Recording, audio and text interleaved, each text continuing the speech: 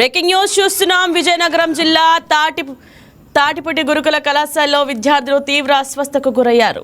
ముడిసిపల్లి పంచాయతీ పరిధిలో ఉన్న తాటిపూడి గురుకుల కళాశాలలో బుధవారం 51 మంది విద్యార్థులకు అస్వస్థతకు గురవ్వగా కాలేజీ సిబ్బంది వెంటనే స్పందించి ఆసుపత్రికి తరలించి చికిత్స అందిస్తున్నారు.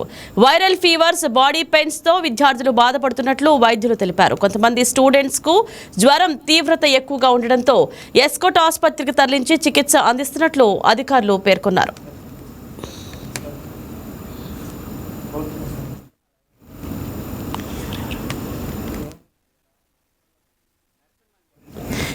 ఇదే అంశం గురించి మరింత సమాచారం మా కరెస్పాండెంట్ నరసింహ లైవ్ ద్వారా అందిస్తారు. S Narasimha, over to you.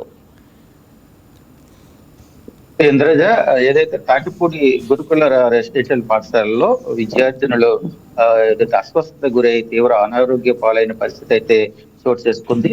ఈ ఘటనలో 51 మంది విద్యార్థులు అస్వస్థత గురయ్యారు.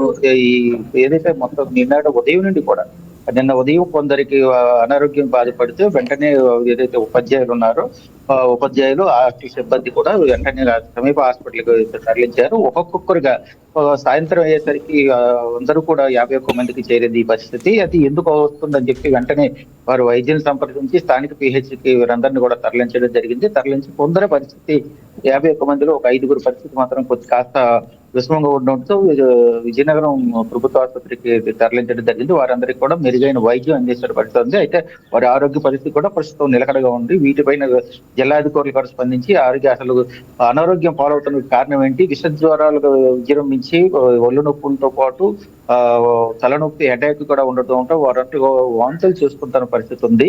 అటువంటివి ఎందుకు వస్తున్నాయి, ఏ కారణంగా విష జ్వరాల కారణంగా చెప్పి మరో పక్క నిర్ధారించారు. వీరందరినీ కూడా విష జ్వరాల నుండి వారికి వైద్య చికిత్సలు ప్రతి ఒక్కరు కూడా క్షుణ్ణంగా పరీక్షించి నేటి ఉదయం నుండి కూడా అదే తాటిపూడి హాస్టల్లో రెసిడెన్షియల్ పాఠశాలలో మాత్రం వైద్యులు విభ్రంగం అయితే ఉంది. ప్రతి విద్యార్థిని కూడా పరీక్షించి చేస్తున్న పరిస్థితి అయితే ఉంది.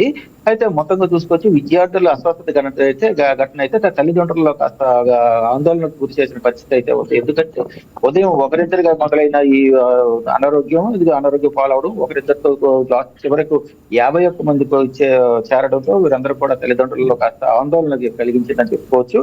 అయితే ఈ కోణంలో వెంటనే తల్లిదండ్రులకు కూడా సమాచారం ఏదైతే ఉపాధ్యాయులు తల్లిదండ్రులు కూడా సమాచారం ఇచ్చి వారిని కూడా ఎటువంటి ఆందోళన చెందన అవసరం లేదు, వైద్యులు కూడా పరీక్షలు చేశారు, ఎటువంటి ఇబ్బందులు లేదని చెప్పి విద్యార్థుల ఆరోగ్యం నిలకడగా ఉందని చెప్పి తెలియజేస్తే వారికి కూడా తెలియజేస్తే కాస్త ఆందోళన చేరినప్పటికీ ఈ 5గురు పరిస్థితి కూడా ఈ రోజు ఉదయం కాస్త నిలకడగా ఉండడంతో వారికి కూడా సంతోషం వ్యక్తం చేస్తున్నారు.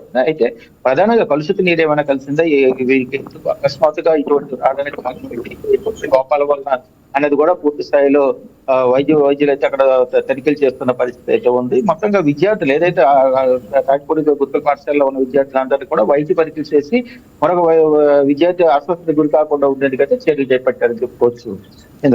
Right, thank you Narasimha. బంగారం బ్యాంకులో ఉంటే అది మీ అప్పు, అదే శివా గోల్డ్ కంపెనీకి తీసుకొస్తే అది మీ పెట్టుబడి. తాకట్లో ఉన్న మీ బంగారాన్ని మేము విడిపించి ఈ రోజు మార్కెట్ ధర కొని స్పాట్ లో మీ నగదు మీకు అందిస్తాం. ప్రతి నెల వడ్డీలు కట్టడం లాభమా లేదా ఇలా చేయడం లాభమా మీరే ఆలోచించుకోండి. శివా గోల్డ్ కంపెనీ, అప్పులేని ఆనందకరమైన రేపటికి సరికొత్త మార్గం. జస్ట్ ఒక కాల్ చేయండి. తాకట్లో ఉన్న మీ బంగారాన్ని విడిపించి ఈ రోజు మార్కెట్ రేట్కే కొనబడును.